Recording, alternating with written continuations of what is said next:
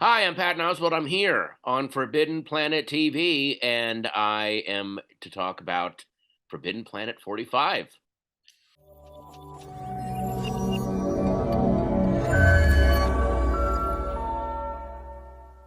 The thing about going to Forbidden Planet, and this was just as true in New York as it is in London now, is you are in a store that reflects the personality and the enthusiasms of the people who work there. That they are, it's not just shelves of books; it's shelves of displays. It's shelves of loves and enthusiasms and little reviews and little pockets here and there of like, oh, if you like this, grab, and it also just keeps expanding in terms of yeah, you like comic books, but and then some of these novels sort of live in this world, and some of this lives in this world. So they're expanding constantly. It's almost like you're watching in real time how the people that work in the store are discovering new things to read and things to experience. Yeah, I think that's very well said. It's like the experience of being at it's being at Forbidden Planet in London is like being in a microcosm of the San Diego Comic Con experience, where Yeah. it's so joy filled. I think, and I think that's something you really tapped into with your work. It is the joy of these enthusiasms, or whatever you do. It's evident that you're really enjoying it, and you're almost like in that kind of super fan position of being able to create books, being able to savor books, but also to be, Pip the Troll, to be Eric Koenig, to be all of that at the same time. Yeah, yeah. I mean, again, I'm very I'm aware of how lucky I am, and I try to stay humble and grateful. So, we were talking in one of the little quote pieces you gave me for Forbidden Planet 45, and indeed, welcome to Forbidden Planet 45. 45 glorious years of Forbidden Planet, and the Denmark Street store indeed opened 45 years ago this Hmm. month. Um, one of the things that you mentioned is that it's difficult for you to pinpoint your jumping on point precisely for comics because it's such a morass of positive memory Yeah, for you. yeah, Yeah. yeah, yeah. What were the first books or characters that you can remember being supremely enthusiastic about as the young iteration of yourself? Oh, I mean, I remember really liking Spider-Man. Spider-Man felt like it was everywhere. There was an animated show. It was on a kid show called The Electric Company. There were comics everywhere, so there were toys. So it just again, it was just a thing that was in the atmosphere. And then through that, it led me to the other characters. But I remember Spider-Man kind of being my entry point. I can't remember a specific issue. I just remember it a thing in the air. Yeah, yeah. Okay. Did you? I imagine. Did you ever catch up with the '60s cartoon show in real time, or did you ever? Was that before your time as a kid?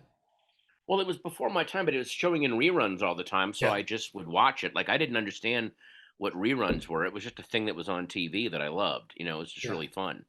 Yeah, I just wondered something that's interesting about that show to me is the very kind of jazzy sensibility it has. It's an amazing soundtrack.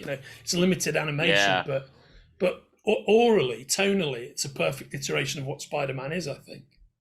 Yeah, it really captures the feeling of the comics of, yeah, I have superpowers. They don't necessarily solve my problems.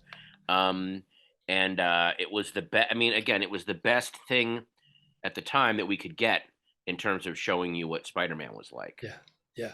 No, I agree with that. So one of the things about Forbidden Planet is it's owned and run by enthusiasts and positivists and comic book lovers for enthusiasts and positive and comic book lovers, and it's owned by a couple called Vivian Chung and Nick Landor. Nick Landor was the second or third Tharg in the history of 2000 AD, and he was the guy who was behind. He's the editor on a bunch of the early Dread strips, like The Cursed Earth, if you've ever read those. Oh, wow, I didn't And, know and, that. and yeah, he was the guy who commissioned Brian Bolland and all that kind of stuff. And old close friends with Brian, with Dave Gibbons.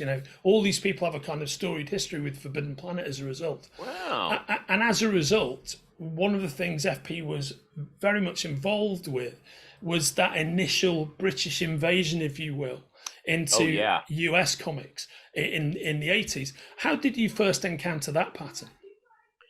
That was all in the 80s. I started reading, I'd read the book review section in the Washington Post, and one weekend they did a review of Batman: The Dark Knight Returns and talked about how, comics were starting to grow. And then I read an article, I think it was a Harlan Ellison article about talking about Swamp Thing and Hellblazer and all these suddenly there were very cool adult stories being told. So that kind of Dark Knight Returns, then Swamp Thing, then Watchmen pulled me into that world.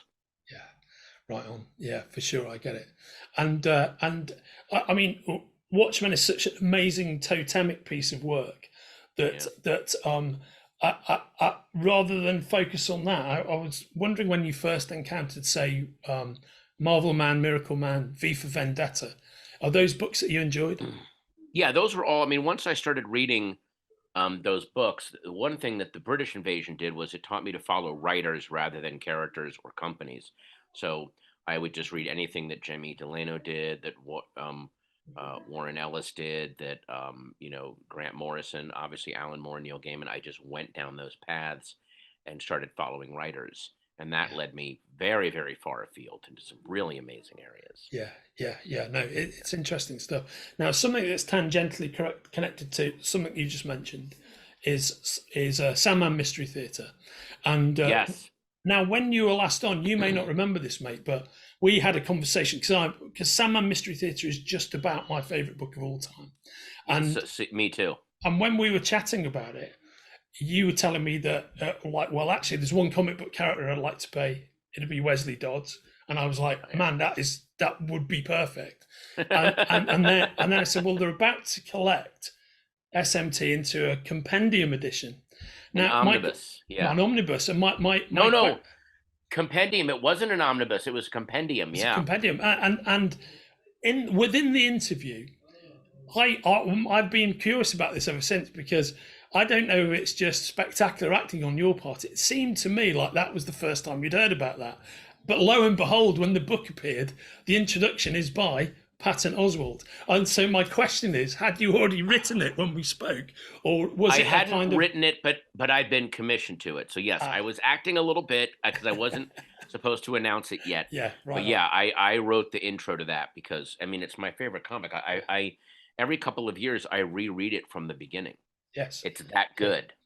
I could not agree more. There are many things to love about it, but one of which is it, as Matt's so good at doing it, fully embraces the milieu of the pulp heroes and the shadow and whatnot, but it brings this tremendous emotional adult complexity to all of it, which isn't in the original pulp tales, of course. So exactly. Were you on board from issue one? Was it something that you fell in love with straight away? Yes, right from the first issue, I loved the pacing. I loved how they were doing the world building. I love that this was like pre superpowers and pre all of that stuff. It really really blew me away that they were going to. It was I've always described it as like it's like the Deadwood of DC comics of showing the origins of things in all of its grittiness, and I thought it was brilliant. Yeah, I don't know if you ever watched the HBO show Deadwood, but oh man, I love Deadwood. Yeah, and I wish that SMT would have kept going on because they could have done like this James Elroy origin story of the entire DC universe. Yeah, I've not heard anybody say that before, but I think that is super perceptive, and I would love for that myself. And it was perfectly poised to do that if they'd kept it. Yeah, and Guy Davis is just such an amazing artist, so right for that book.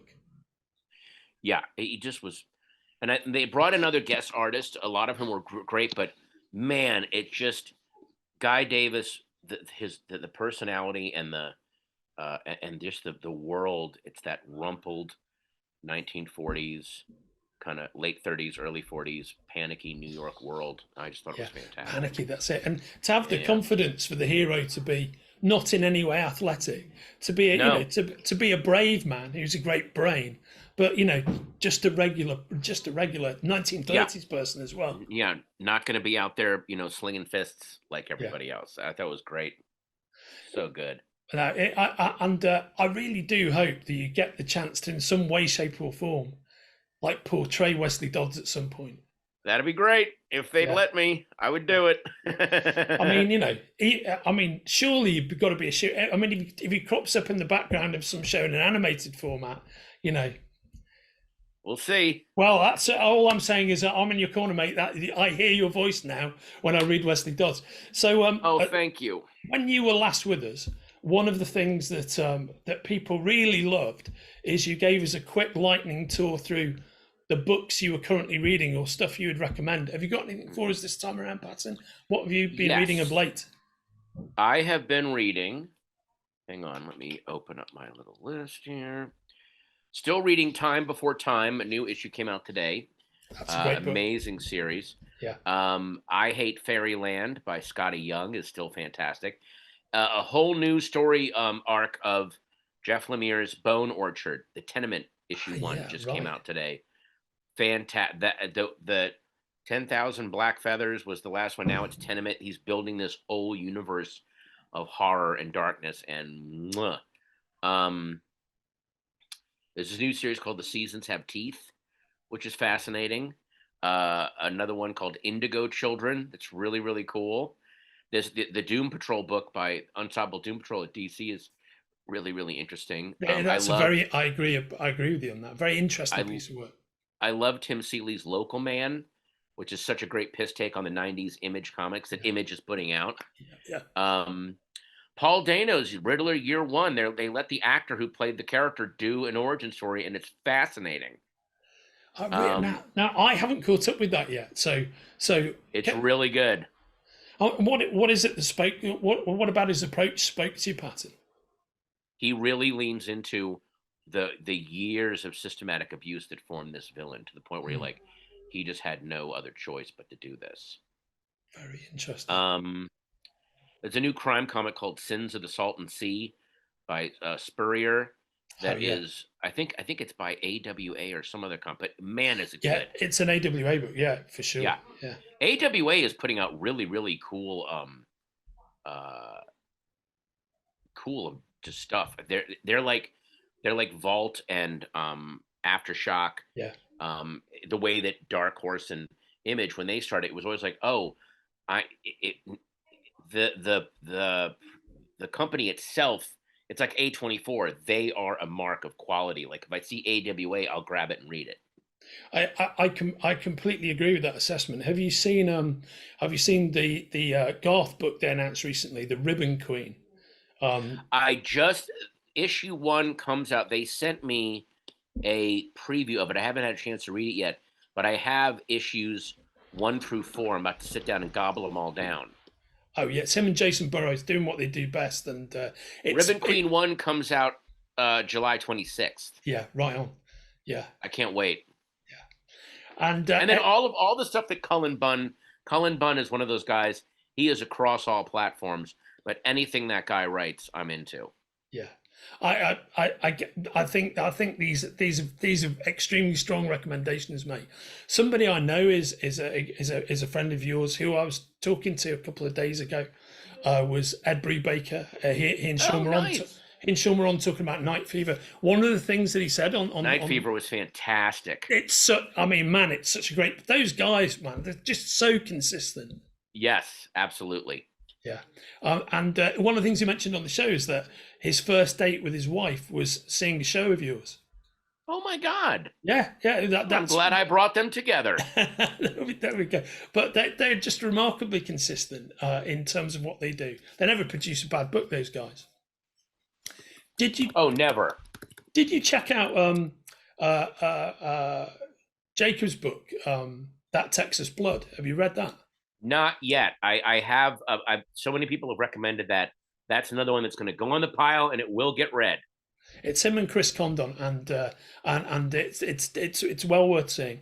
And then just to take a quick skip back in terms of the classic authors, the person I'm thinking of is still very much contemporary author, still at the height of his powers, Mark Waid. Do you have any favourite Mark Waid books from over the years? Oh God, I mean, there's too many to name because right now his take on Shazam has been really fascinating. Yeah. His World's Finest is really great. I mean, God, he's done so many books. I'm blanking right now, but his whole JSA take back in the day was great. Oh, it was lovely. Yeah, it was good. And I'm a big Mark Waid fan. Yeah, me too. I love his positivity and his joy-filled storytelling. Yeah. Yeah, Yeah, he's great. he's just about to collect Irredeemable and Insufferable into a bunch of omnibuses. And Nice. I can't wait. was that a book that you enjoyed? I don't. I think I read Irredeemable. I don't know if I read Insufferable. What was Irredeemable about again? It's essentially bad Superman. You know, Superman. The Plutonian, the Superman avatar, if you will.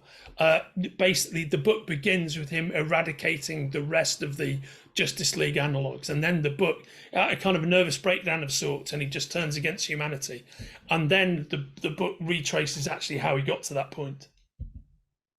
I got to go back and look at that. I'm not sure. Oh yeah, I'm really yeah. not sure. Yeah. No, it's well worth checking out. Awesome. It is wonderful to see you. Thanks for being here to celebrate Forbidden Planet Yay. 45.